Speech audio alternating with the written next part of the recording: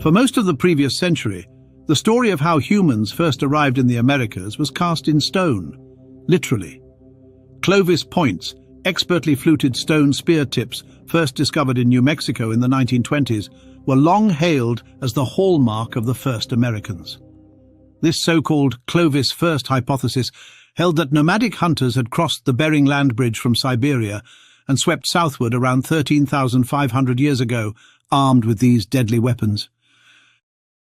But the slow emergence of skeletal remains of the Neanderthal lady, the Gordon Creek woman, and the Buell woman, alongside discoveries of pre-Clovis tools at places like the Gault site, have ignited a dramatic debate about what kind of people were here before Clovis, how they lived, and what they looked like. The clues emerging from bones and bifaces are rewriting the origin story of Native Americans and calling into question not just when the Americas were peopled, but by whom. Buried gently in an oval depression outside what is now Leander, Texas, some 11,000 years ago, the young woman known as the Neanderthal lady was only between 18 and 25 years old when she died.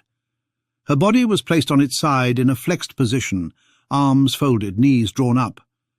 A mano, a worn, grinding stone, was placed beside her, and a large limestone slab rested above her. The care taken in her burial suggests a people with social structure, rituals, and emotional bonds. But beyond the story told by her death lies a deeper puzzle in her bones. Her facial morphology does not resemble typical Northeast Asian traits seen in most modern Native Americans. Instead, her features resemble the enigmatic Lagoa Santa skulls of Brazil, individuals with a so-called Paleo-American morphology. These skulls show traits more in line with modern populations from Southeast Asia, Melanesia, or even some Polynesian groups. This raises the question, was the first wave of Americans biologically different from the groups that followed them? The presence of archaic-style tools and grinding implements around her grave suggests a transitional cultural phase. At the Wilson Leonard site, where she was found, archaeologists documented several cultural layers. These included pre-Clovis and Paleo-Indian levels, but also later cultural elements. The stratigraphy revealed a mix of technologies and lifestyles, implying that the transition from highly mobile Paleo-Indian hunters to more settled peoples was not smooth or linear. It was mosaic and complex. In other words, she lived at a crossroads, both in time and in cultural identity.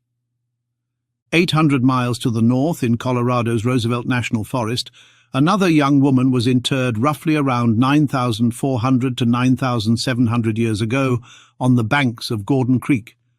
The Gordon Creek woman lay on her left side, tightly flexed, her skull pointed north. Her grave had been prepared with care. She was dusted in red ochre, and her burial included a large percussion-flaked biface, smaller scraping tools, an end scraper, a hammerstone, and pierced animal bones, including a perforated elk incisor. These grave goods are a powerful testament to ritual behavior and technological sophistication. But it is her skull that has raised eyebrows. When analyzed using advanced morphometrics and principal component analysis, Gordon Creek woman showed significant differences from later Native American groups. According to anthropologists Steele and Powell, her features placed her closer to Southern Asians and Europeans than to Northeast Asians, who were assumed to be the ancestors of most Native Americans. Some craniologists classified her dentition as consistent with Northeast Asian traits, but this contrasts with her cranial structure. This juxtaposition shows the difficulties in classifying early Paleo-Americans using modern racial or ethnic categories. Rather than fitting neatly into any one group, she stands as a biological outlier, a reflection of the diversity and complexity of early populations. Her inclusion in a small but growing list of Paleo-Indian female skeletons also challenges earlier anthropological biases, which often dismissed female skulls as being less definitive than male ones. Gordon Creek woman's story is part of a broader awakening. These early American women are not afterthoughts. They are essential data points in solving the riddle of ancient migration, all of which lie far from the coast.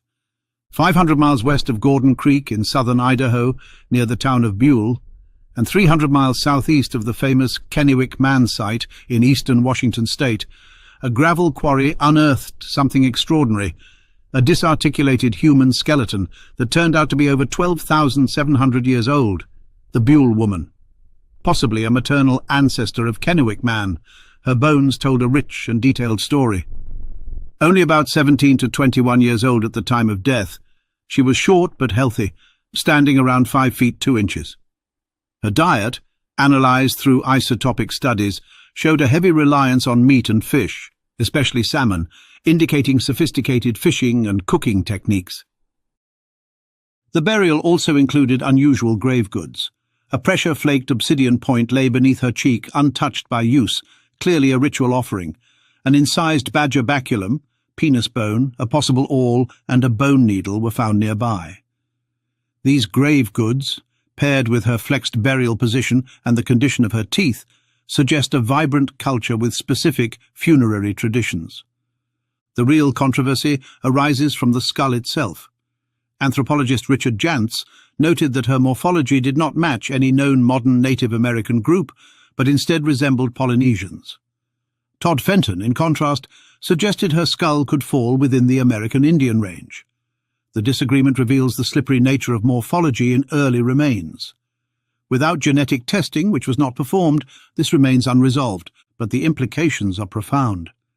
If she does resemble Polynesian populations, does this suggest a coastal migration along the Pacific Rim, possibly from Southeast Asia or even Oceania?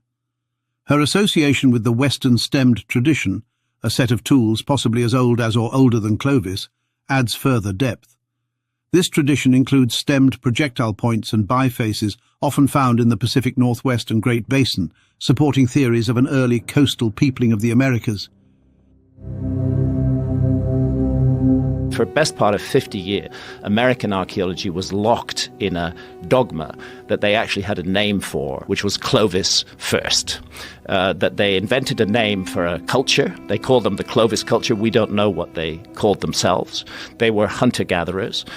They first appear in the archaeological record 13,400 years ago, and they vanished from the archaeological record 12,600 years ago. And for a very long time, it was maintained adamantly that these were the first Americans. Any archaeologist who challenged that would face severe problems with his or her career. But stone tools, usually crafted by men, also tell a story. Just 25 miles from the Wilson Leonard site and Neanderthal lady's grave lies one of North America's most important archaeological treasures, the Gault site. For decades it had been known as a place where Clovis points could be found in abundance, but recent excavations have taken it far beyond that. Stratigraphic analysis and optically stimulated luminescence dating have revealed a hidden layer of artifacts lying beneath the Clovis level, suggesting human occupation between 16,000 and 20,000 years ago. This so-called Gault assemblage includes small projectile points unlike Clovis, blade and core tools, flake tools and bifaces. Some of the bifaces resemble Acheulean hand axes from the Old World, tools associated with Neanderthals. Whether this is a functional coincidence or a cultural echo is unclear, but it suggests that early inhabitants of North America brought or developed a tool tradition very different from the fluted Clovis spearheads. What sets Gault apart is its deep context. Located in a valley at the intersection of the Edwards Plateau and the Blackland Prairie, the site offered rich chert outcrops and perennial springs, a perfect base for early settlers. The stone tools at Gault not only push the date of human arrival back, but also suggest a technological tradition that may have nothing to do with Clovis at all. The blade and core tools show continuity with later Clovis traditions, but the biface forms diverge significantly.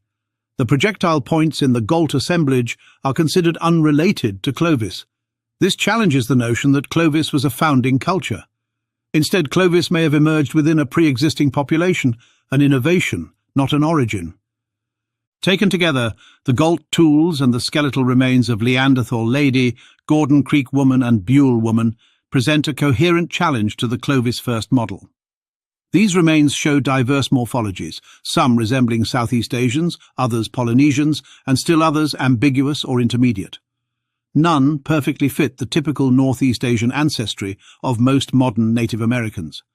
Their tools, especially the pre-Clovis bifaces and Western stem tradition artifacts, suggest different technological traditions that arose independently of Clovis or even earlier. The first Americans, then, were likely not a single wave of hunters moving south through an ice-free corridor 13,000 years ago. Instead, they may have arrived in multiple waves, by different routes, some perhaps even by sea, using coastal migration routes along the Pacific Rim. The Neanderthal lady's delicate burial, with her Mano and limestone capstone, Gordon Creek woman's ochre-stained skeleton and grave offerings, Buell woman's obsidian tribute, and possibly Polynesian face, all speak to a time long before the dominance of Clovis and its mammoth hunters. These women's lives challenge our simplistic stories. They force us to imagine a peopling of the Americas that was slower, richer, more diverse and more human than we ever believed. The archaeology of these burials, combined with the deeper contexts of the Gault site and others like it, provides the framework for a revised understanding of American prehistory. We are now entering an era where Paleo-Indian is no longer synonymous with Clovis, and where bones and bifaces alike whisper secrets of an ancient migration whose complexity we are only beginning to grasp.